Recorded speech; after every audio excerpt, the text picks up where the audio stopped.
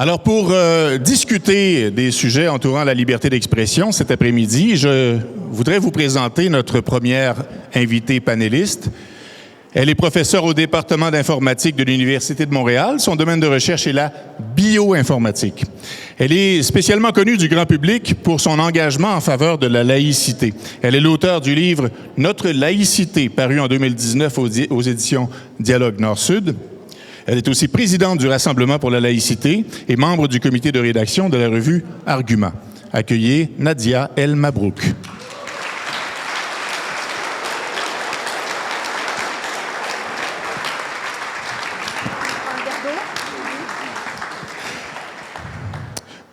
Notre deuxième panéliste est professeur titulaire au département de français et de philosophie de l'Université d'Ottawa. Il a dirigé un collectif intitulé Laïcité et humanisme aux presses de l'Université d'Ottawa 2015. Il est signataire de la lettre des 34. Il a été malgré lui protagoniste de l'affaire Lieutenant Duval l'an dernier. Il est auteur et traducteur de nombreux ouvrages. Il a reçu le prix Victor Barbeau de l'Académie des lettres, finaliste au prix du gouverneur général. Je vous demande d'accueillir M. Charles Leblanc.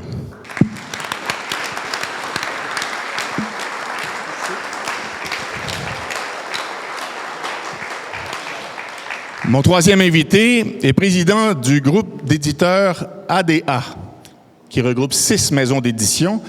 C'est de cette maison qu'est paru le livre « Hansel et Gretel » de l'auteur Yvan Godbout, lequel a été accusé, tout comme Nicolas Doucet, fils de notre invité d'aujourd'hui et directeur général de la maison d'édition, de pornographie juvénile. Ils ont été acquittés de ces accusations-là en septembre 2020, si je ne m'abuse. Je vous demande d'accueillir François Doucet.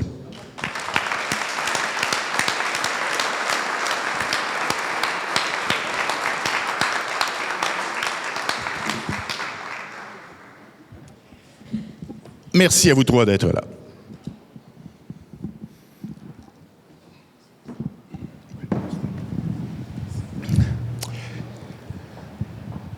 Bonjour. Bonjour. C'est un test de micro en même temps. Ça marche. C'est un concept assez vaste que celui dont on discute aujourd'hui, celui de la liberté d'expression. Ce matin, avec Joseph Facal, on a abondamment parlé de la liberté académique, qui est un sujet sur lequel je pense qu'on devrait revenir dans ce panel. Mais j'aimerais vous entendre un peu sur sur la façon dont vous définiriez ce qu'est la liberté d'expression. Madame El Mabrouk, je vais commencer avec vous. Oui. Vous m'excuserez, j'ai préparé quelques mots, comme Bien ça sûr. je me rappelle de mes mots principaux. Alors, la liberté d'expression, ça veut absolument pas dire, c'est pas la liberté de dire tout et n'importe quoi, évidemment. C'est évidemment pas la liberté de diffamer, d'insulter, de stigmatiser, de donner des qualificatifs aux uns aux autres, ce qu'on entend beaucoup. Donc, la liberté d'expression, il ne faut pas l'utiliser contre celle des autres. On ne peut pas l'utiliser pour censurer celle des autres.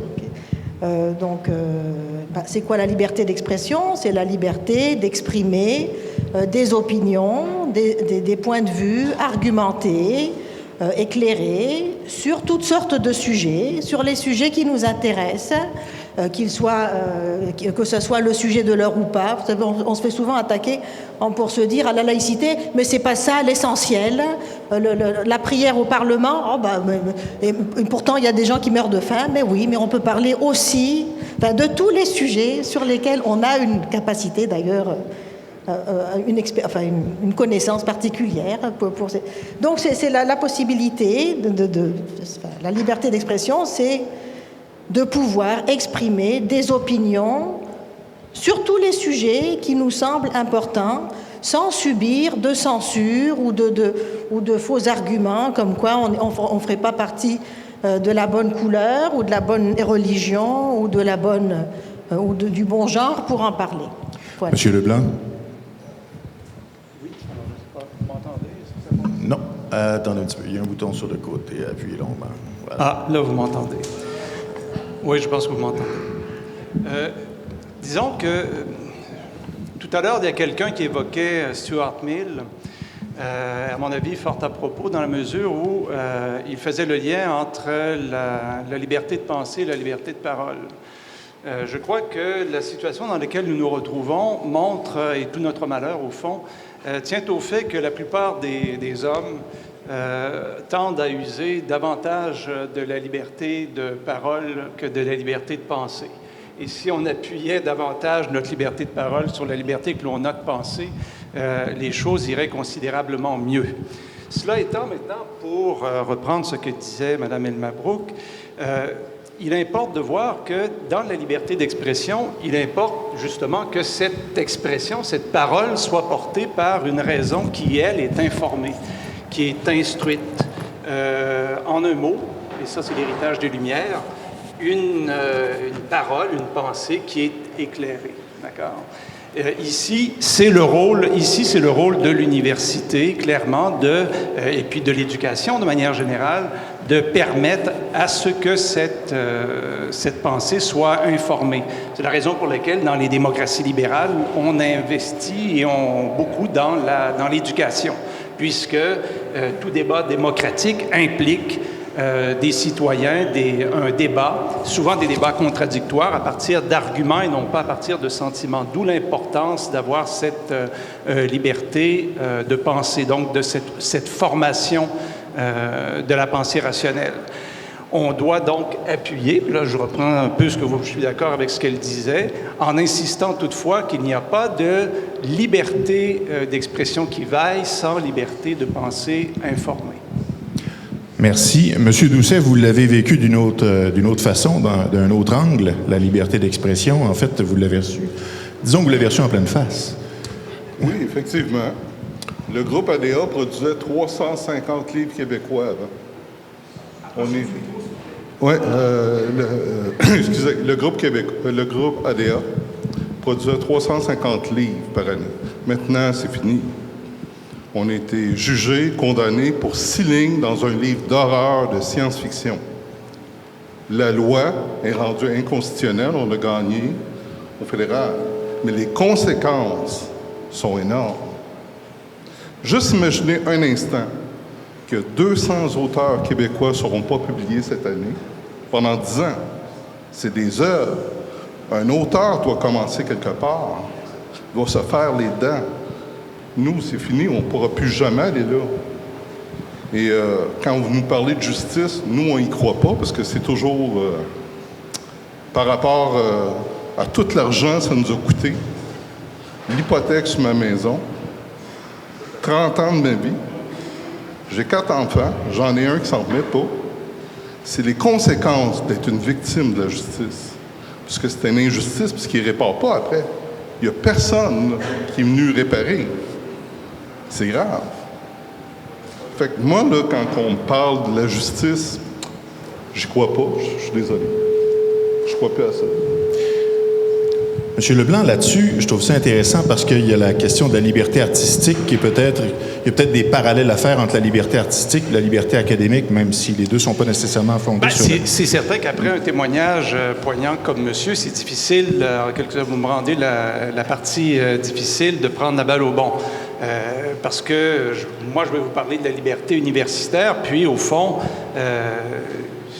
ça a un peu de rapport avec les souffrances que vous avez pu éprouver. Je dirais que dans le cadre de la liberté universitaire, c'est M. Facal qui disait que l'université, c'était le laboratoire où se formaient les idées. En repensant à cela tout à l'heure, en mangeant une succulente poutine, je me demandais si on n'était pas en train de nous traiter de professeurs fous.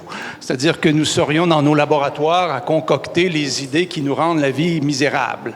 Je pense qu'il n'y a pas de ça. Oui, il y a des gens qui vont dans les laboratoires concocter des idées qui sont difficiles, mais il y a aussi ceux qui se tiennent debout et qui travaillent justement à faire en sorte que ces idées-là n'avancent pas et, en définitive, ne l'emportent pas. Pour ce qui est de la liberté universitaire, si c'est le sens de la question que vous me posez, je dirais que c'est une expression particulière de la liberté d'expression. C'est-à-dire que la liberté universitaire, c'est la liberté que va avoir un intellectuel qui travaille dans une université, de pouvoir s'exprimer dans son domaine de compétences. Mais pas uniquement, parce que si on limitait les professeurs d'université de ne s'exprimer que sur le strict domaine de leurs compétences, ben, Moi, je suis expert en philosophie allemande classique. Vous doutez qu'on s'ennuierait fortement tous ensemble ici cet après-midi. Donc, par chance, je peux étendre mon point de vue. Mais disons que, encore une fois, ça revient à ce que je disais tout à l'heure, c'est l'expression de la pensée qui est informée. Donc, le prof d'université doit avoir une liberté d'expression particulière dans ses champs de compétences, justement pour pouvoir débattre. Et ceux qui souhaitent la disparition des pensées du racialisme ou du wokisme, mais pas moi, parce que je crois que la pensée avance par la contradiction. Et je trouve qu'il y a quelque chose de profondément agréable de voir qu'il y a des gens de l'autre côté qui ont des convictions très fortes qui nous obligent à réfléchir sur des enjeux auxquels on ne pensait pas d'emblée. Et la preuve, nous sommes rassemblés tous ici pour discuter de toutes ces questions-là. Donc, la liberté universitaire se fonde sur le débat contradictoire.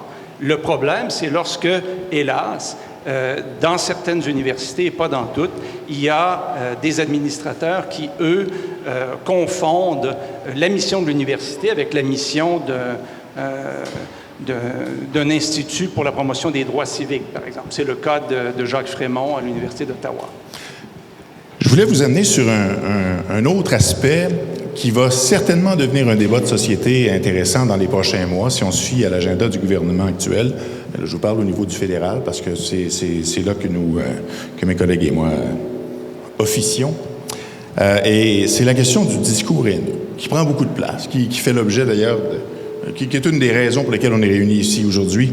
Le climat sur les médias sociaux, le fait que les gens disent un peu tout et n'importe quoi sous le couvert justement de la liberté d'expression. Et bientôt, il y aura sur la table un projet de loi qui sera soumis à l'étude qui devra réglementer ce discours-là sur les médias sociaux, sur la place publique, mais particulièrement sur les plateformes en ligne.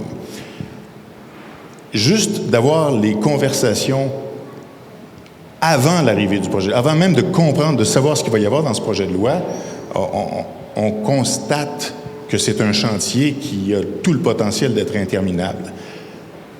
Madame El-Mabrouk, comment vous aborderiez ça? Comment vous voyez cette espèce de défi-là qu'on aurait à réglementer ou à encadrer le discours haineux, notamment sur les médias sociaux? Moi, je suis inquiète. Je pense qu'il faut faire très attention. Comme on le dit, la liberté d'expression est déjà très limitée, est déjà très surveillée. Et puis, ça m'inquiète. Et la façon dont le gouvernement fédéral mène les choses, en tout cas, ne me rassure pas et m'inquiète encore plus. Bon, alors pour ce qui est de la lutte au discours haineux, alors on a déjà un code criminel qui criminalise, qui interdit les discours haineux qui mènent à la violence.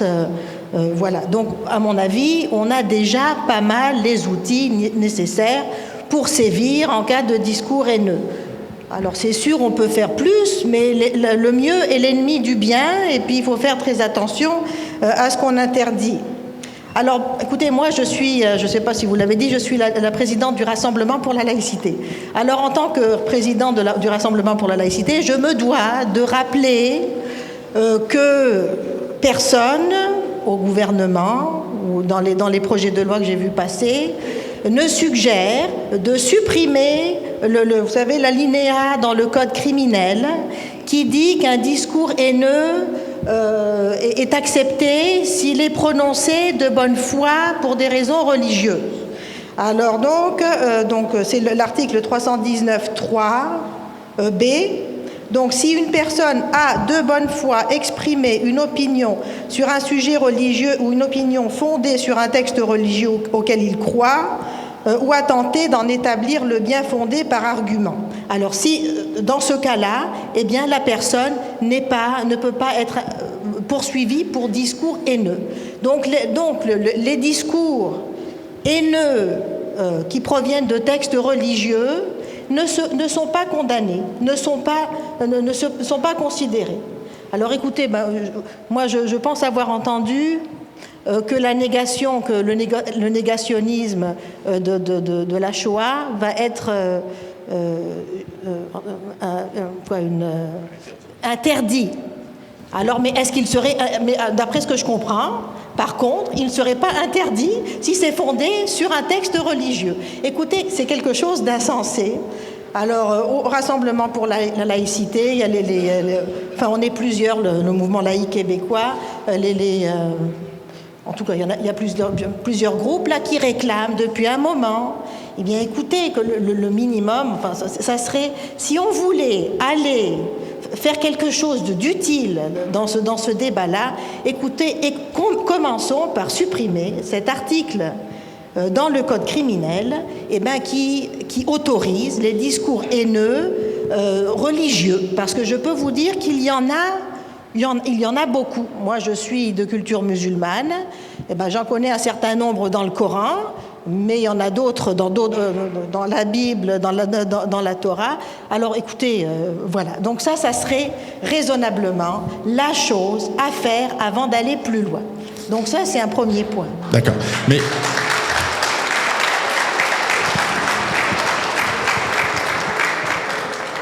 M. Doucet, vous avez été la cible, vous et votre famille avez été la cible, justement. Des menaces de mort. Mais des menaces de mort, à proprement parler, approchez un petit peu le micro. Okay. Les menaces de mort, c'est punissable. J'écoutais madame, puis c'est les moyens. Ils n'ont aucun moyen, la gendarmerie royale, pour retracer ces gens-là. C'est qu'avant de passer une loi, il faut s'assurer qu'on est capable de l'appliquer. Parce que présentement, la loi est bonne à certaines mesures, mais ils ne l'appliquent pas. T'sais, nous autres, présentement, on se fait voler des titres en PDF. Ceux qui ont des tablettes vont me comprendre. Il y a un site qui roule sur Internet, il s'annonce sur Facebook, pas le nommer. Puis on dit à Facebook de le fermer, il le ferme, puis il roule la semaine d'après ailleurs. Puis c'est la même personne qui continue à voler. Il faut aussi passer des lois, mais des lois qui vont avoir les moyens de les appliquer. Avez-vous l'impression est-ce qu'on porterait atteinte à la liberté d'expression? Moi, j'ai l'impression. Est-ce qu'on porterait atteinte à la liberté d'expression des gens, selon vous? Parce que c'est des choses que j'ai entendues. Si on exigeait justement que les gens ne puissent plus se cacher derrière des identités anonymes, des avatars ou est-ce qu'on accorde trop d'importance à ces commentaires-là? Vous l'avez vécu, vous en avez eu du commentaire, autant anonyme qu'en pleine face, là. Autant Yvan Godbout, autant les auteurs, autant... il faut arrêter, il faut dénoncer ces gens-là, il faut qu'ils soient au grand jour. Il faut avoir un moyen de les ramener au grand jour. Donc, il faut donner les outils aux autorités pour Bien, ils ont déjà, ils ne les appliquent pas. OK. Ils ont déjà les outils. Il faut parler d'une autre sorte de loi pour moi, là. Mais présentement, ce qu'on vit sur Internet, c'est terrible. Pour le vol, je parle. Pour les menaces, pour... N'importe qui peut sortir un remède puis dire que c'est vrai sur Internet présentement. C'est grave, ça, parce que les gens, ils vont y croire. Effectivement. Il y a un sujet à venir sur la désinformation. J'ai l'intention d'en avoir. Il y a une façon de faire les choses ou s'assurer que qu'est-ce qui est propulsé est vrai, au moins. En fait, si je peux me permettre, ce sur quoi vous mettez le doigt, c'est l'incroyable manque de courage, que ce soit des corps policiers qui doivent faire respecter ça, que ce soit des politiciens eux-mêmes ou des gouvernements qui devraient faire minimalement appliquer les lois qui existent. Dans le cadre de l'université, par exemple, j'ai moi-même fait l'objet de menaces et on a mis des extraits de mes cours sur les médias sociaux. Et ça aurait été très facile pour le doyen de ma faculté de contacter l'étudiante en question en lui demandant de retirer des médias sociaux ce qu'elle envoyait, ce qu'elle avait placé. Et évidemment, ils n'ont rien fait. J'ai dû faire un grief, aller en arbitrage pour finalement... qu'ils appliquent un règlement qui aurait été simple. Donc là-dessus, vous avez raison. Le problème, c'est aussi un problème de courage. Et ce sont les victimes qui restent ensuite avec tous les problèmes. Dans votre cas, si vous dites que vous mettez des PDF et que vous faites voler, c'est crapuleux. Parce que je connais bien les situations des maisons d'édition. Si vous vous faites voler vos trucs, ensuite, comment vous faites pour aller de l'avant? Comment pouvez-vous ensuite, dans les demandes de subvention, arriver, on en a vendu tant, donc tout est compliqué et il n'y a rien qui se fait. Et en définitive, c'est les auteurs qui se font voler aussi. Hein? Monsieur Leblanc, tantôt, vous avez dit quelque chose de très intéressant. Vous avez dit que la pensée avance par contradiction. Oui. Est-ce que vous pouvez me donner des exemples de contradictions actuellement au Québec qui, selon vous, nous permettraient d'avancer, d'aller quelque part? Vaste programme, mais de façon plus... si je recentrais le propos sur les questions d'université et de liberté d'expression, je dirais que, on le voit actuellement à l'université, ce qu'on pourrait considérer comme étant un cataclysme et que l'université serait en quelque sorte gangrénée par un type de pensée qui, au fond, est un fascisme qui ne dit pas son nom parce qu'au fond, c'est un peu ça. Et qui devrait être... on devrait empêcher ça. Entre autres, les gens semblaient assez unanimement d'accord avec la loi 32 maintenant. Moi, j'avoue que j'étais en désaccord avec la loi 32. J'étais en désaccord avec le fait que l'État légifère sur la liberté universitaire. D'une part, à cause du paradoxe de légiférer sur la liberté. Il me semble que là, il y a quelque chose... On va vous obliger à être libre. Je trouve que c'est étrange en soi. Et l'autre élément, c'est que je suis à peu près convaincu que actuellement, nous vivons une crise des universités, on peut l'appeler comme ça, qui est transitoire. Elle est menée, moi, pour mon université, je peux parler de la mienne, l'Université d'Ottawa, qui n'est pas au Québec. Hein, notre recteur nous l'a rappelé de façon très intelligente, d'ailleurs, à Radio-Canada, en disant non, mais nous, notre université est en Ontario. Au lieu de se réjouir qu'on considérait au Québec l'Université d'Ottawa comme... je vous disais ça ce matin, l'Université d'Ottawa, c'est comme les publicités quand j'étais jeune, il y a un petit peu de nous autres là-dedans. On s'associe à cette université-là. Lui, il nous disait non, c'est plus nous. Bref. Ce sont des administrateurs qui ont ils ne vont pas rester là toujours. Ils vont changer. Et moi, j'ai bon espoir que ce type de pensée qui est complètement folle ne va pas faire des petits et va pas s'imposer. Je ne crois pas qu'il était nécessaire de légiférer là-dessus. Et c'est là que vous inscrivez un peu en faux avec ce qu'on entendait ce matin? Oui, moi, j'aurais évité ça, parce qu'ensuite, ça contraint à faire une définition formelle de la liberté universitaire. Et moi, j'aime le flou. Je trouve que la liberté s'exprime le mieux dans le flou. Quand c'est un peu flou, on a des espaces. Si on essaie de trop contraindre, là, on se rend compte qu'il y a des éléments auxquels on n'avait pas pensé. Par exemple, si on restreint le professeur d'université à ne prendre la parole que sur ces sujets de spécialisation, alors là, on perd quoi? On perd le fait que toute l'université, maintenant, à basculer dans l'interdisciplinarité. Donc, dans mon cas, je suis actuellement dans un département de français et de philosophie. J'ai été prof de traduction, j'ai enseigné l'histoire ancienne. Donc, j'étais dans plusieurs départements à la fois. Si on m'avait, comme je le disais, astreint à ne parler que sur le sujet de ma thèse de doctorat, mais je trouve ça très intéressant, ce que vous dites. J'aurais eu l'impression, a priori, que le fait que le combat que vous tentez de mener pour amener un peu les universités et l'espèce de mouvement qui semble un peu gangréner la nature de l'enseignement, vous auriez accueilli plus favorablement un coup de main. Si je comprends bien, ça ne doit pas venir de là. Non, mais n'oubliez pas qu'actuellement, on a un gouvernement qui est celui de la CAQ qui a légiféré avec la loi 32 sur la liberté universitaire. Mais faisons de la politique fiction et imaginons Québec solidaire au pouvoir.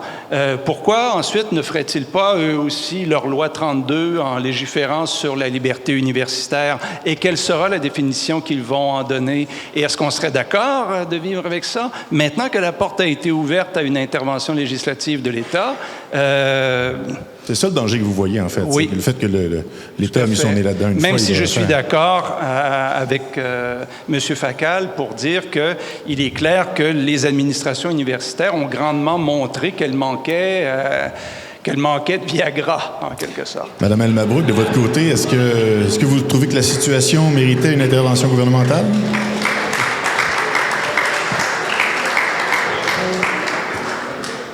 Oui, moi je suis encore sur le discours haineux et sur la loi qui s'en vient. Vous savez, vous allez devoir en parler beaucoup, il faudra rester là-dessus aussi. Là-dessus, sincèrement, je n'ai pas lu la loi en détail. Pour moi, je pense que c'est une bonne chose d'alerter sur ce problème de manque de liberté dans les universités. Maintenant, il faut savoir en parler exactement. Là, c'est un peu bon. Comme a dit M. Facal aussi ce matin, cette loi est loin de tout régler. Bon, et je ne mesure pas encore vraiment qu'est-ce qu'elle fait exactement, qu'est-ce qu'elle va pouvoir permettre de faire mieux. Puis c'est pas parce qu'il y a une loi qu'elle va être appliquée nécessairement. Je garde mes réserves. Je trouve que c'est encore... Bon, je suis en tout cas, oui, favorable à l'idée, par exemple, donc d'avoir pris acte du fait qu'il y a des problèmes de liberté et d'université, liberté d'expression. Est-ce qu'il est trop proche? Non, mais c'est parce qu'on a tous nos micros ouverts, alors c'est pour ça quand on parle pas, Voilà, bon. Qu'est-ce qu'il faut que je fasse? Parlez plus proche du micro. Bon, comme ça. C'est ce que dit le président de la technique. Mais si vous voulez, on revient sur la loi sur laquelle vous allez devoir plancher au Parlement, peut-être. En tout cas, moi, j'aurais été encore là-dedans. Bon, alors on ne sait pas encore exactement de quoi il va s'agir, mais quand même, on a des informations pour l'instant. Alors par exemple, à l'annonce du budget, n'est-ce pas, le gouvernement fédéral avait annoncé qu'il réservait 5,6 millions de dollars pour appuyer le nouveau représentant spécial chargé de la lutte contre l'islamophobie. Alors donc ça fait partie, donc c'est dans le plan de lutte contre la haine. Donc on voit que c'est quelque chose de très concret pour un représentant spécial à la lutte contre l'islamophobie. Donc on voit tout de suite ce que le gouvernement, les ministres ont en tête, donc c'est beaucoup ça. Alors c'est parfait, écoutez, moi je suis tout à fait d'accord qu'il faut pas dire n'importe quoi, il faut lutter, il faut pas autoriser on voit les débordements qu'il y a eu, enfin c'est intolérable, on ne peut pas accepter la haine de l'autre, mais le problème c'est que dans le mot islamophobie, eh bien, c'est très large. Premièrement, on n'en donne jamais une définition claire. En tout cas, si on le prend mot à mot, c'est la peur de l'islam. Tout le monde peut avoir peur de l'islam. Beaucoup de gens ont peur du christianisme en ce moment, pour tout ce qu'ils ont fait avec les pensionnats autochtones. On en veut beaucoup à la religion chrétienne. C'est drôle qu'on ne parle pas de christianophobie. Bon, alors donc, qu'est-ce qu'ils vont faire avec... Donc, qu'est-ce que sera considéré comme de l'islamophobie? Qui est-ce qui va en juger sur les réseaux sociaux, par exemple? Parce que de nos jours, simplement parler par exemple, parler de l'excision, qui touche énormément de filles dans certains pays, et bien on va dire, si vous faites ça, vous stigmatisez, c'est de l'islamophobie. Parler des mariages forcés, parler du voilement des petites filles, eh bien c'est de l'islamophobie. Il y a d'ailleurs quelqu'un qui en a fait les frais, le pédiatre, je ne sais pas si vous avez vu cette histoire, le docteur Chérif Émile, qui s'est exprimé, et donc qui a dénoncé l'utilisation d'une photo de fillette qui portait le hijab, qui était affichée en couverture du journal de l'Association médicale canadienne, de pédiatrie. Ça marche toujours pas? Okay. Donc en novembre 2021, donc il avait fait un article pour dénoncer le fait qu'on présente une revue de médecine en montrant une petite fille voilée, que c'est pas favorable à l'éducation, à la santé. Donc il a donné plusieurs exemples qui disaient que ça va pas dans le sens d'un épanouissement d'un enfant. Eh bien, ce pédiatre a été intimidé, insulté. Enfin, ça a été vraiment je pense en particulier le Conseil national des musulmans canadiens a participé amplement au salissage de ce monsieur, qui a dû retirer l'article. Voilà. Alors, est-ce que c'est de ça qu'il s'agit ? Donc, vous voyez, ça me fait un peu... parce que, vous savez, moi, je viens de Tunisie. En Tunisie, on ne voile pas les petites filles. Écoutez, il y en a, évidemment, qu'il y a des familles conservatrices qui voilent leurs petites filles. Mais il y a une majorité de la population qui est contre et qui dénonce ces faits-là. Alors, c'est incroyable. Pourquoi est-ce qu'on aurait le droit d'en parler en Tunisie et pas ici ? Pourquoi, en tout cas, et puis cette histoire qu'il faut avoir la bonne couleur de peau, la bonne religion, pour parler de tel sujet. Ça aussi, c'est inacceptable. Mais vous savez, moi ou Yasmine Mohamed, enfin nous sommes, je sais pas moi, prenons d'autres personnes citoyennes mais d'origine arabe, qui nous exprimons contre un islam intégriste. On est aussi attaqué pour islamophobie. Alors vous voyez, c'est un mot qu'on utilise pour museler tout ce qui concerne l'islam. Donc si je parle par exemple de l'Afghane qui a fait, vous savez, la journaliste afghane qu'on a fait présenter le journal télévisé avec un masque. Bon, écoutez, c'est étonnant qu'on n'en parle pas tant que ça dans les médias. Parce que, voilà, donc l'idée, ça va être de ne pas en parler. Donc, en fait, Justement, mais je vous interromps et vous me pardonnerez, parce que là, vous parlez justement de dialogue qui n'existe plus, en fait. Et il y a plusieurs sujets dont on aimerait pouvoir dialoguer, discuter et sur lesquels on aimerait pouvoir échanger et sur lesquels il semble qu'il ne soit plus possible. Est-ce que sur des questions, par exemple, comme la question identitaire, qui est un des sujets qui est parmi les plus polarisants actuellement, là, on n'a qu'à regarder de quelle façon on se fait aborder sur les questions de la loi 21, la loi 96 présentement. Est-ce qu'il y a encore moyen de se parler? Est-ce qu'on est encore capable de se parler et puis de dialoguer? Est-ce que c'est encore possible? Est-ce qu'on a encore espoir d'avoir un dialogue sensé, réfléchi, ouvert sur des questions aussi polarisantes? Voilà, et c'est ça. Est-ce que la loi 21 est de l'islamophobie? Je pense qu'on nous l'a dit, hein, vous savez, pendant le débat de... pardon? 96. Les deux, en fait. Mais peu importe, ce sont des exemples que je donnais de sujets qui la loi 101, 87, oui, aussi, oui. Bon, mais moi, je parle de la loi 21 aussi. Oui, tout à fait. En tout cas, vous savez qu'on est raciste.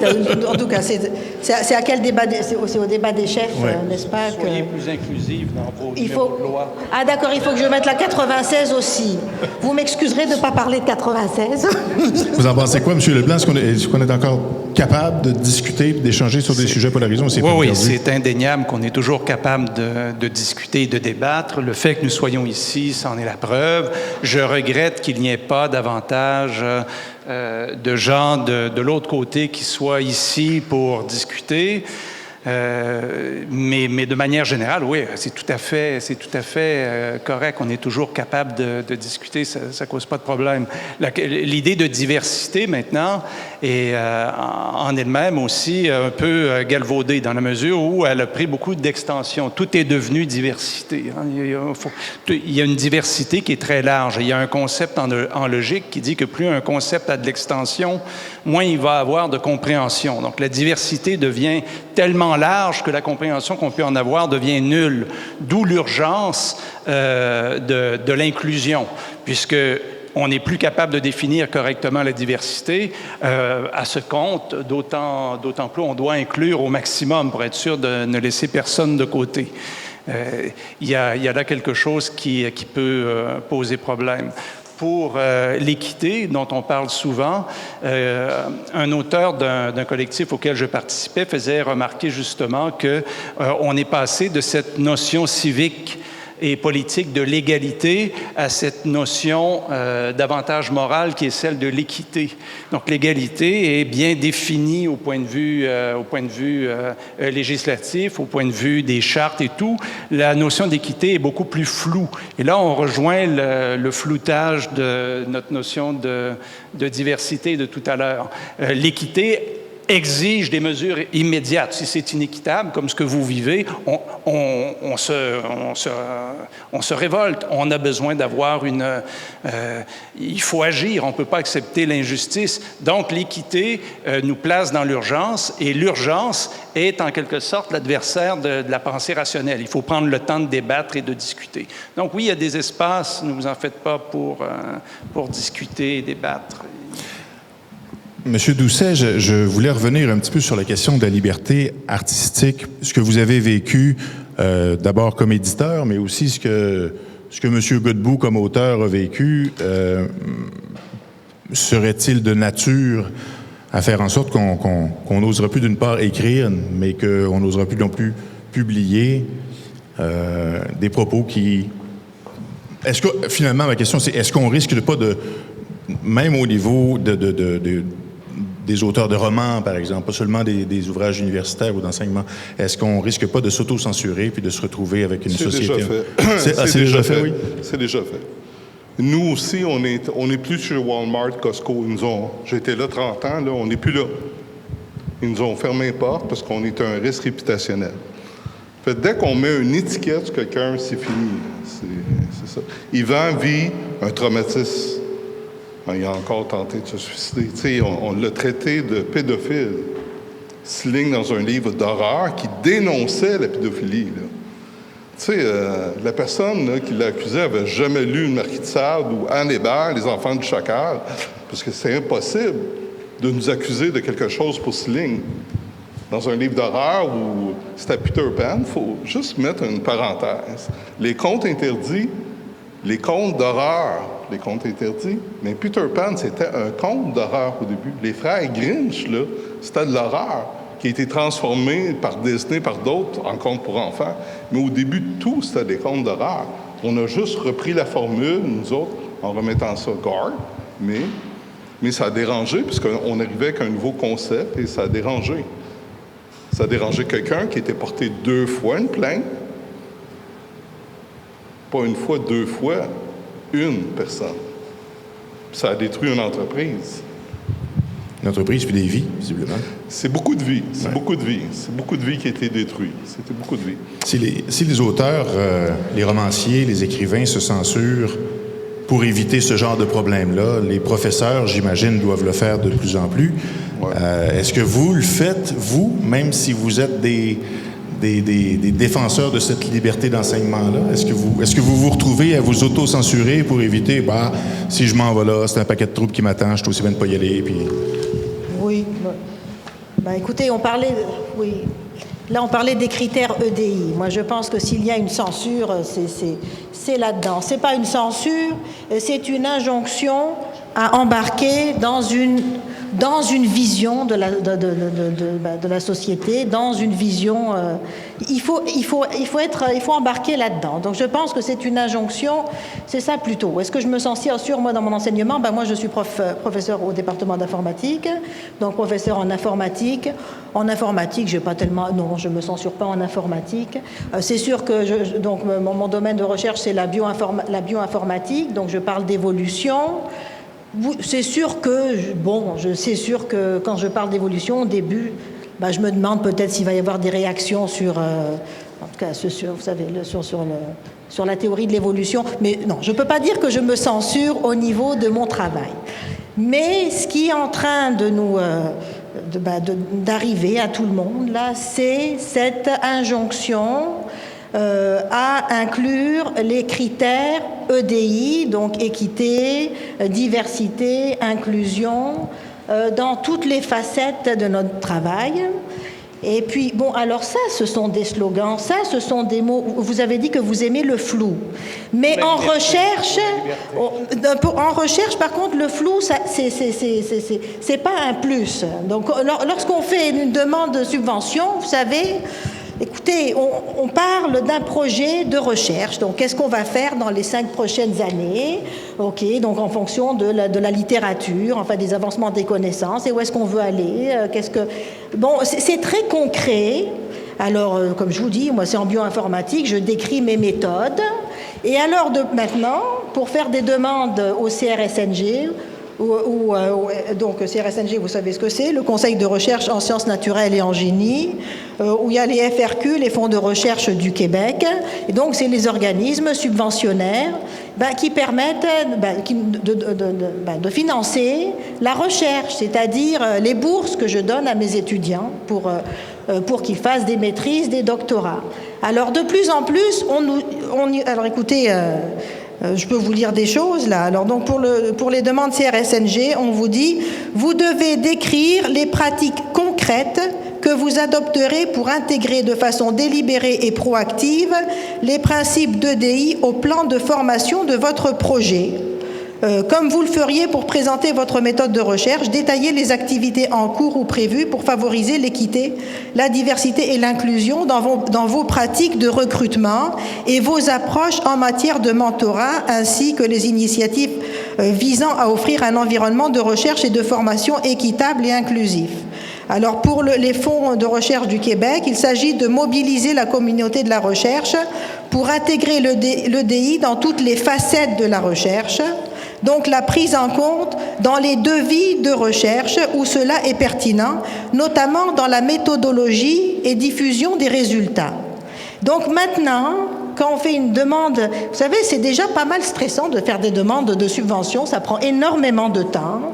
Il faut trouver des relecteurs, enfin bon, Et là, en plus, maintenant, ils nous demandent d'inclure une partie conséquente sur les critères EDI qui sont évalués maintenant par des personnes qui sont chargées juste de regarder votre contribution à cette facette-là.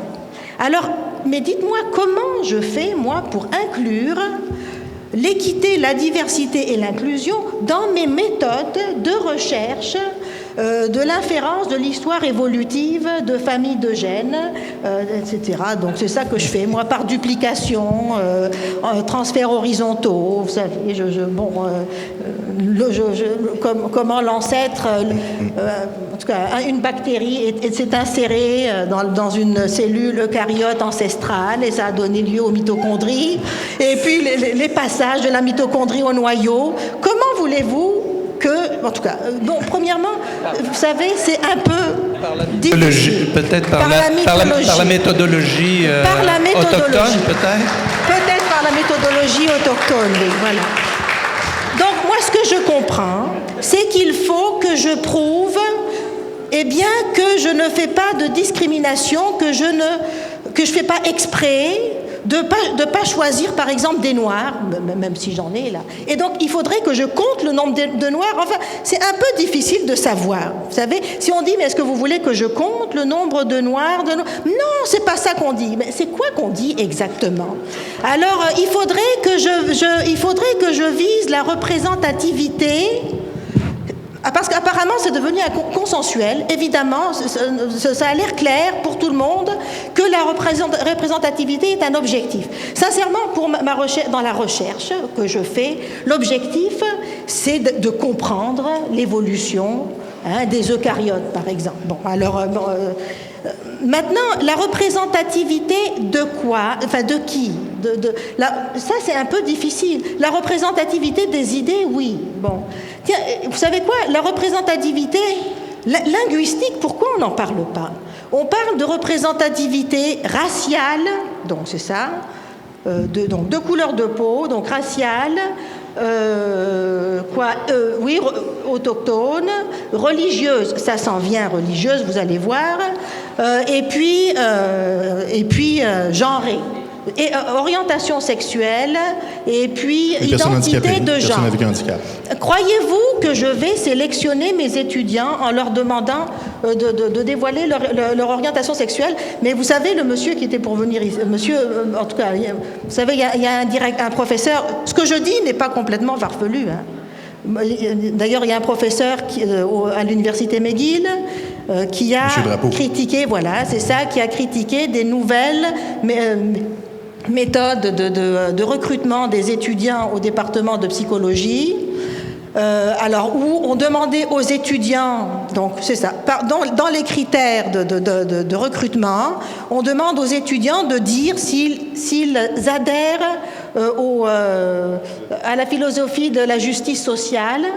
Et puis, on leur demandait aussi de dévoiler leur orientation sexuelle. Monsieur Drapeau trouvait qu'il n'était pas à l'aise de demander l'orientation sexuelle à ses étudiants. Écoutez, mais en gros, c'est ça. Alors, la représentativité de qui ? Des LGBTQ, des minorités raciales. Est-ce que moi, je fais partie d'une minorité raciale ? Est-ce que je devrais compter le nombre de professeurs, de collègues avec qui je collabore et qui sont... Est-ce que je devrais m'enorgueillir de dire « Oh, regardez, moi, je travaille avec cette prof-là qui est noire ». Écoutez, c'est pas comme ça que... Voilà. Alors, donc, mais malheureusement... Mais si je comment vous percevez ça, vous, comme... Mais bien sûr, parce que je vais devoir faire ma demande CRSNG. En fait, je dois la renouveler. Mais est-ce qu'il n'y a pas un risque, excusez-moi, Mme Elmabrouk, est-ce qu'il n'y a pas un risque que des gens qui seront choisis, qui sont sélectionnés dans le cadre d'ouverture de postes aux attentes extrêmement élevées, extrêmement pointues, mais qui auront été choisis en fonction justement de critères EDI, est-ce qu'il n'y a pas un risque que ces gens-là disent, attends un petit peu, là, moi je suis ici pour remplir une condition c'est très désagréable. Oui, je pense que c'est très désagréable pour ceux qui se font embaucher. Voilà. Mais moi, je vous dis en tout cas que ça, il y a les nouvelles embauches, mais c'est tous les professeurs qui sont... En tout cas, ce n'est pas vrai. Vous savez, beaucoup de monde essaye de minimiser. Dire, mais non, mais c'est un cas ici. Écoutez... Les demandes de subvention, c'est tous les profs qui doivent les faire. Et si on n'est pas renouvelé, eh bien, c'est nos étudiants qui ne sont plus payés. Alors, c'est très important, c'est un gros stress. Et voilà. Ces demandes de subvention, d'ailleurs, si vous me permettez, chers collègues, semblent être tellement complexes et donner vraiment peu de chances de succès que je devrais peut-être vous conseiller de prendre un billet de loto. Non, ce qu'il faut, c'est qu'il faut... Ben oui, malheureusement, donc, on est amené à exagérer. Premièrement, étant donné qu'on ne sait pas trop ce qu'on nous demande, ça, c'est flou. Et donc, ce côté flou me dérange, moi, ici. Non, le flou dans les concepts, je suis d'accord, mais pour la liberté, le flou, c'est l'espace, c'est une sorte d'espace dont on a besoin. Mais je suis d'accord avec vous que les concepts doivent être davantage rigoureux. Il faut que je dise, dans ma demande de subvention, qu'est-ce que je fais concrètement pour favoriser l'équité, la diversité et l'inclusion. Vous savez, moi, je milite pour la laïcité. Parce que pour moi, la laïcité, c'est la meilleure façon d'inclure tout le monde dans une vision citoyenne commune et puis en dehors des caractéristiques spécifiques de chacun. Donc se retrouver dans un espace commun. Je pense que c'est la meilleure façon. Qu'est-ce que vous pensez qui va m'arriver si je marque ça dans mon paragraphe EDI? Qu'est-ce que vous croyez qui va m'arriver si j'écris ça dans mon paragraphe EDI? Est-ce que vous me conseillez d'essayer? Et donc, c'est absolument... Donc, on parle de liberté d'expression. C'est une atteinte flagrante à ma liberté d'expression et de conscience. Flagrante. Mais ça, c'est dans le cadre de votre travail. Ce sont des contraintes qui vous sont imposées dans votre travail. Mais évidemment, à l'extérieur de votre travail, vous avez fait des prises de position très claires, très pour la laïcité. Est-ce qu'il y a eu des impacts sur votre vie professionnelle par ces prises de position? On préfère ignorer. La meilleure... L'impact majeur, c'est l'ignorance. C'est d'ignorer.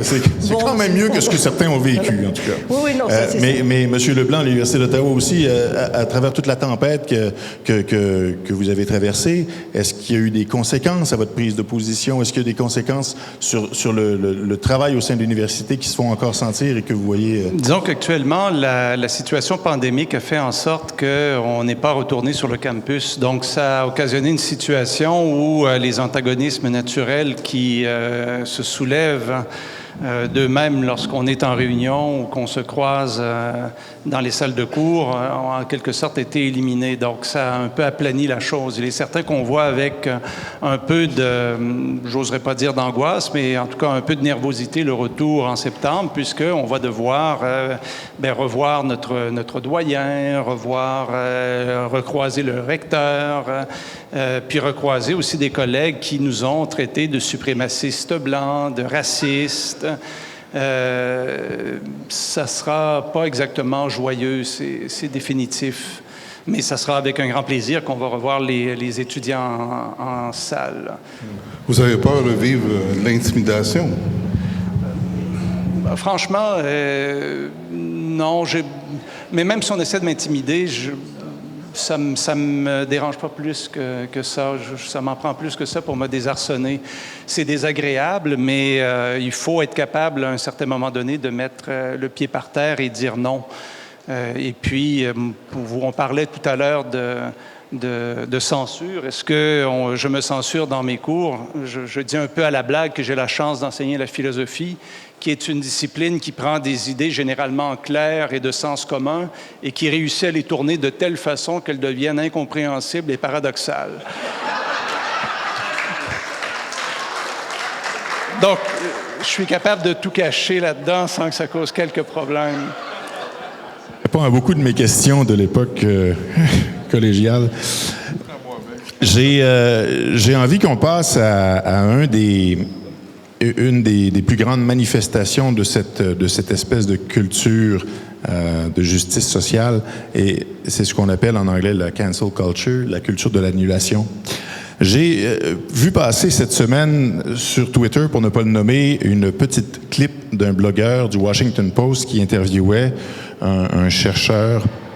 Est-ce qu'on a la clip à portée de main? Je voudrais, elle dure 39 secondes et pour moi, c'est un 39 secondes qui vaut 1h30 de...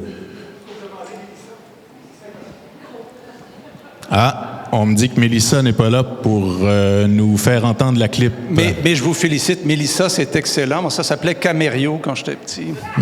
Télésino? Camério? Oui, on était petits à la même époque, hein? Mais pendant que Mélissa s'en vient pour installer la clip,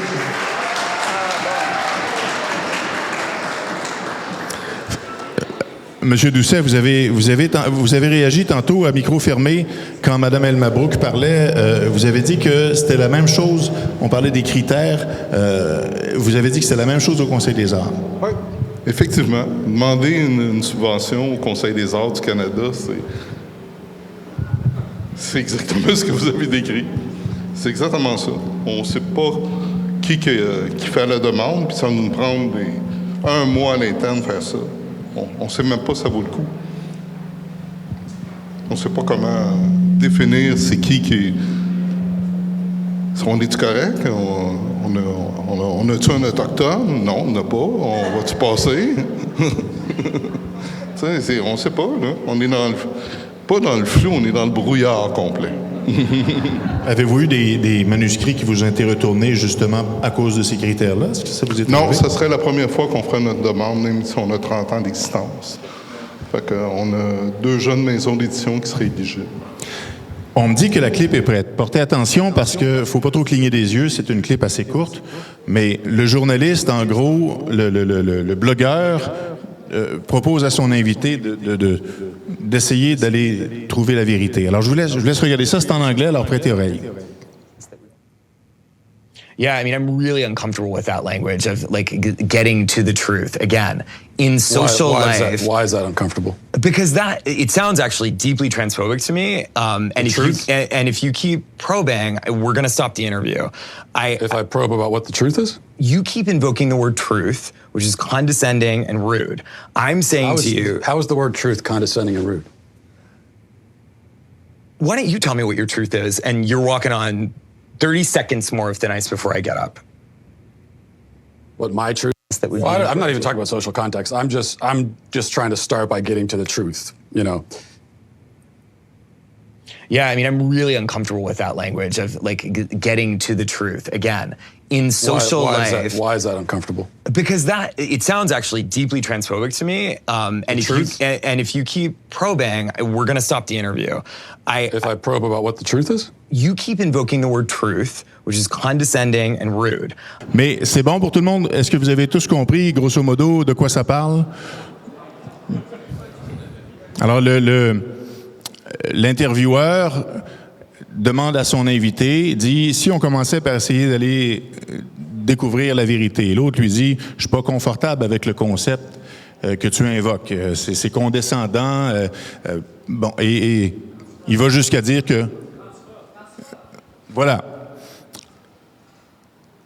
Cette espèce de rejet de la vérité, si on veut, est-ce que c'est typique de la culture de cette peur d'argumenter pour arriver à ce qui serait une vérité qu'on considère comme factuelle, comme...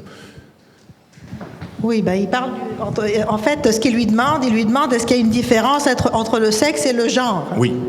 Et il lui dit oui, il y a une différence, mais sauf que non, il n'y a pas de différence. Alors je pense qu'il lui dit est-ce qu'on peut dire qu'une trans femme n'est pas femme là? Il lui dit non, je suis pas à l'aise avec ça. Non, en tout cas, bref, voilà. Alors donc il s'agit du sexe et du genre. Donc il s'agit de l'identité de genre. Et puis parmi les sujets, donc si je regarde là, vous savez, il y a des étudiantes. Il y a un article qui est sorti dans le journal de Montréal, des étudiantes qui ont fait une recherche, un sondage auprès d'étudiants de McGill pour savoir là s'ils se sentaient censurés, tout ça là. C'était intéressant. Donc leur étude sort en septembre. Quand ils demandent aux étudiants, les étudiants ont peur de s'exprimer, craignant d'être traités de suprémacistes blancs ou transphobes. Okay? Donc près de 40% des étudiants se disent inconfortables d'aborder des sujets potentiellement controversés en lien avec le genre et l'identité de genre. Ce pourcentage grimpe à 50% sur des sujets en lien avec la politique, la religion, les questions raciales, le DI. Alors voilà, il faut dire quels sont les sujets qui mènent à la censure. Alors donc les critères EDI, il ne faut pas en parler. Si on en parle, c'est qu'on est des méchants, c'est que voilà. Donc ça, on en a parlé, c'est fait. Coché. Bon, la question raciale, je ne sais pas si on en a parlé, mais en tout cas, le sujet tabou de chez Tabou, c'est le sujet du genre. Alors, qu'est-ce qu'un homme, qu'est-ce qu'une femme? Eh bien, vous savez, on n'en sait plus rien. Alors, il y a même, vous savez, comment elle s'appelle bref, à la Cour suprême, la juge à la Cour suprême aux États-Unis, quand on lui a demandé, je sais plus, j'ai son nom ici, je ne vois plus. On lui a demandé quelle est pour vous, qu'est-ce qu'une femme? Elle a dit je sais pas, je suis pas biologiste. Alors donc le sujet, voilà, donc c'est incroyable. Donc c'est devenu le sujet tabou par excellence. Mais voyez-vous. Pour donner une image qui va faire image, je dirais que quand j'ai commencé ma carrière à l'université, on me demandait de définir exactement le moi transcendantal chez Fichte et s'il avait un rapport avec celui de Kant. Et je vais prendre ma retraite dans quelques années et la question sera comment définissez-vous une femme? Peut-elle avoir un utérus? C'est là qu'on est...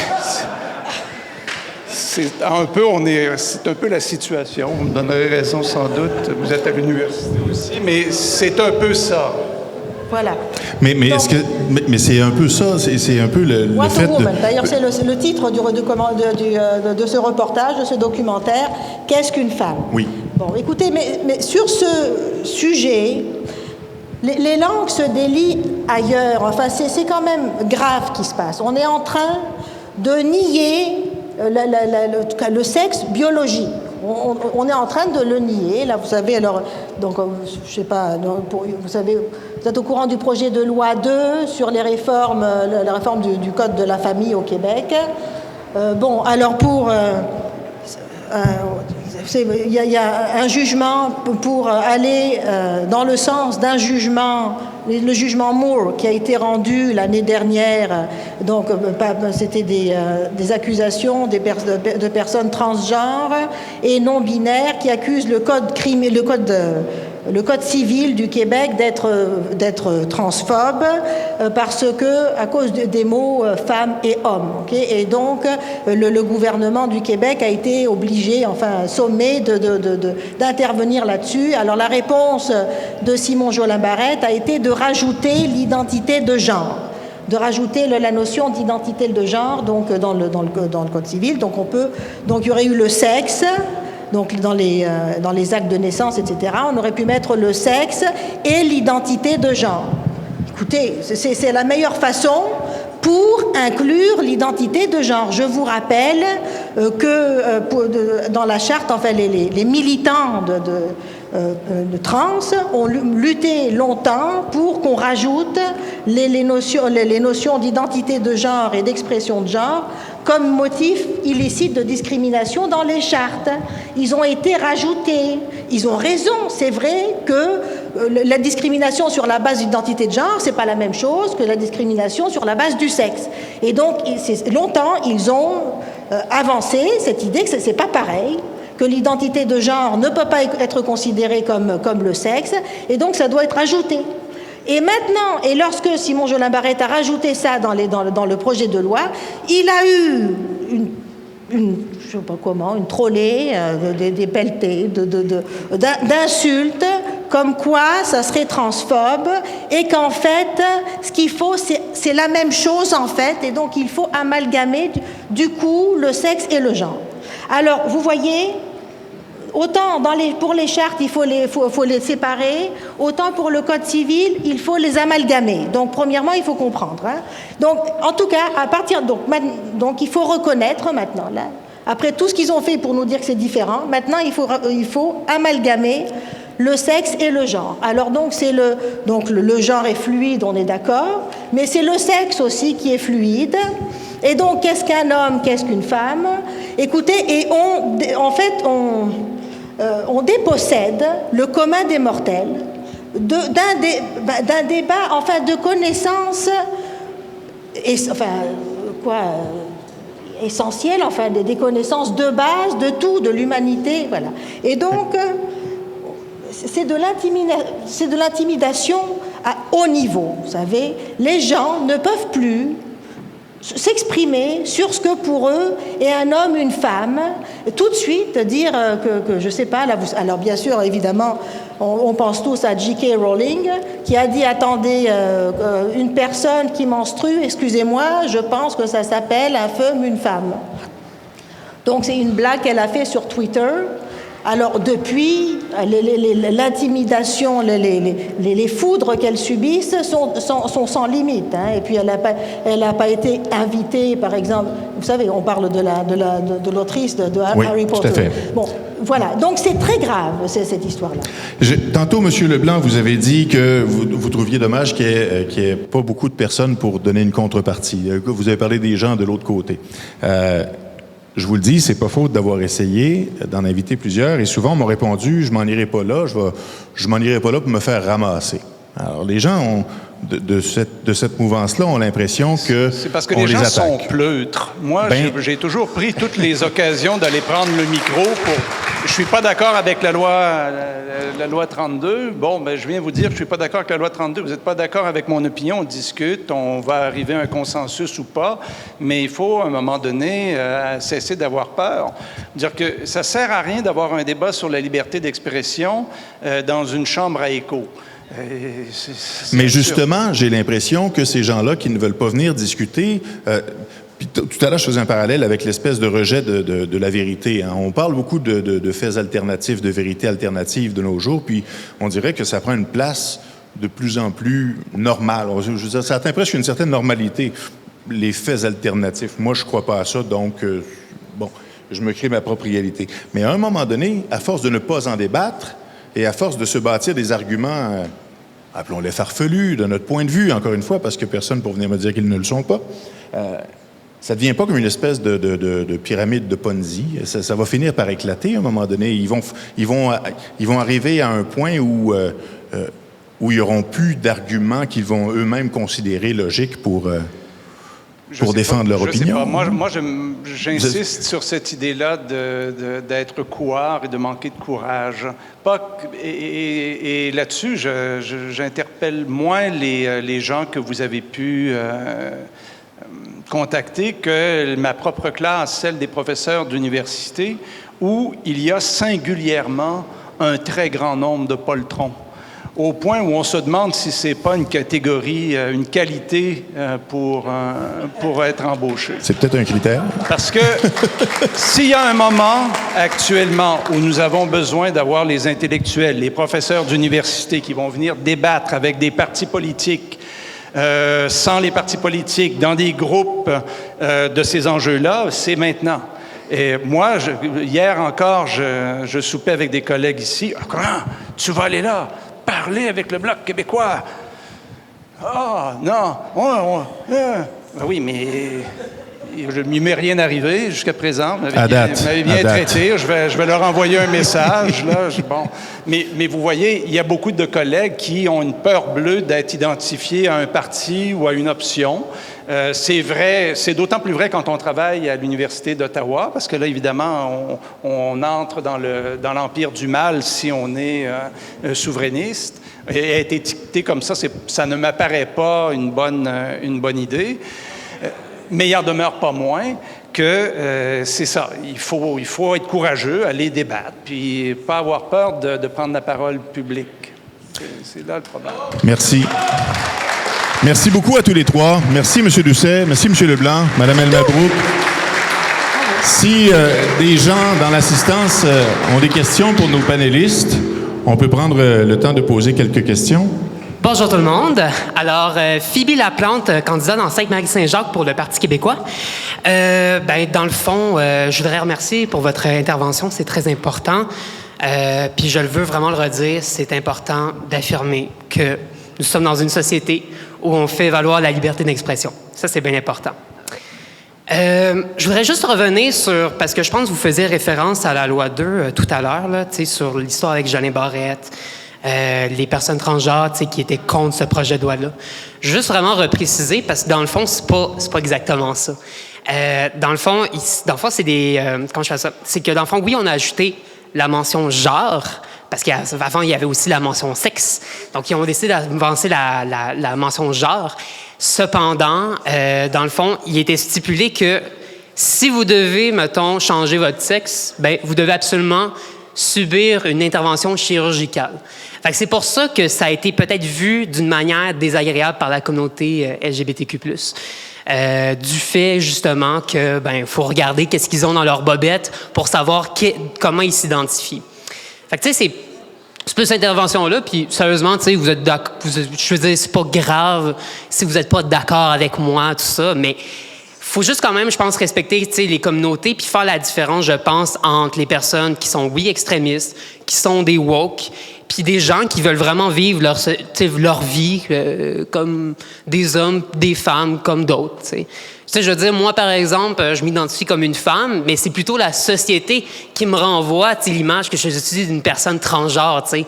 C'est plus les regards autour de moi, parce que moi, je m'en fous, tu sais. Mais, fait que, tu sais, c'est plus ça, mais je veux dire, sincèrement, je voulais juste reprendre ces mots-là, parce que c'est important d'avoir des nuances aussi dans ce type d'intervention-là. Mais je vous remercie quand même pour toute cette discussion-là ensemble. Merci.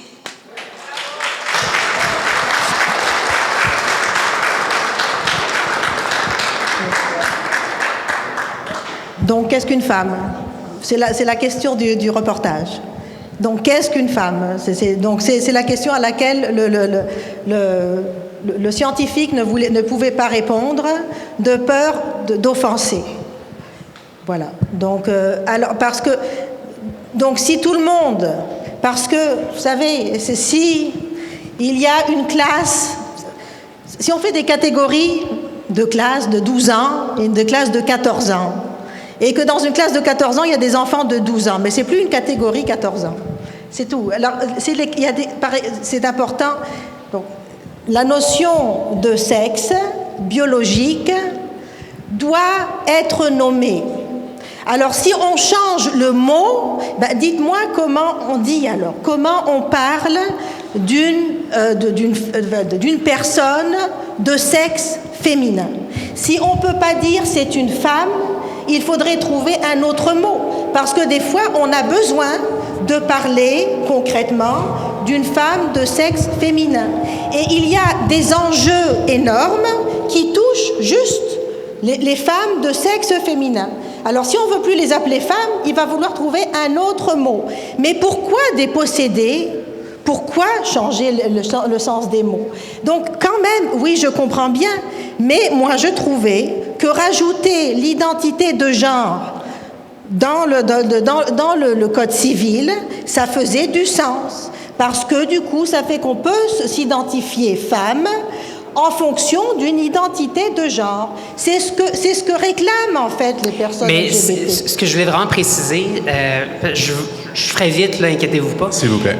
Dans le fond, là, ce que je voulais vraiment préciser, c'est que oui, je comprends la mention de genre, tu sais, c'est ajouté, fait que c'est supposé de correspondre aux communautés marginalisées.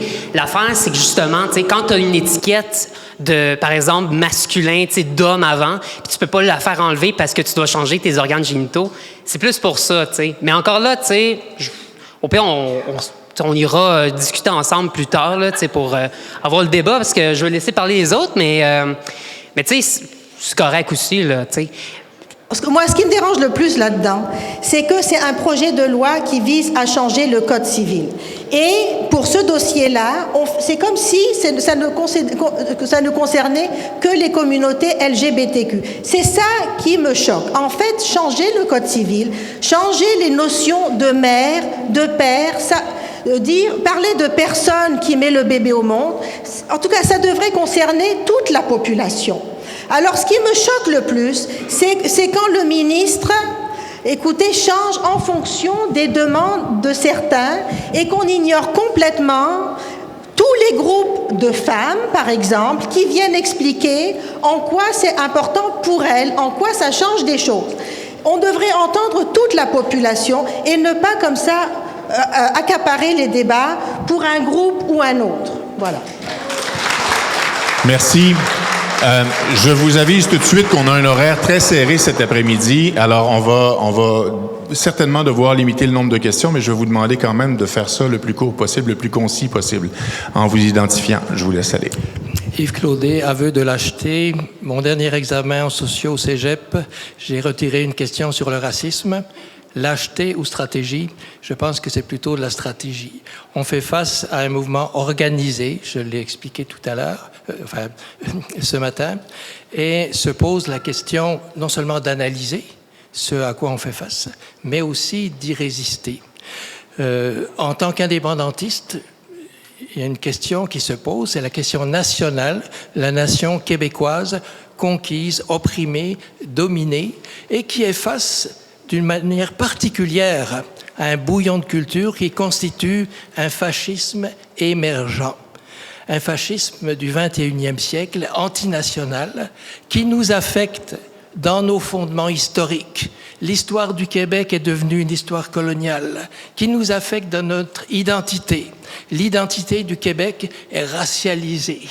C'est une identité de colonisateur blanc. L'identité moderne, émancipatrice du Québec est attaquée de front. Une autre question, les fondements territoriaux du Québec, qu'on pouvait traiter à travers la question nationale et la question autochtone dans une alliance. Eh bien, ce mouvement fascisant est en train de ressusciter le mouvement partitionniste. Comment faire en sorte, collectivement, qu'on va résister à ce nouveau fascisme et renverser la balance pour s'allier aux Autochtones, non pas pour réduire la nation québécoise à une enclave à l'intérieur du territoire du Québec, mais faire un véritable projet national émancipateur en alliance avec les nations autochtones.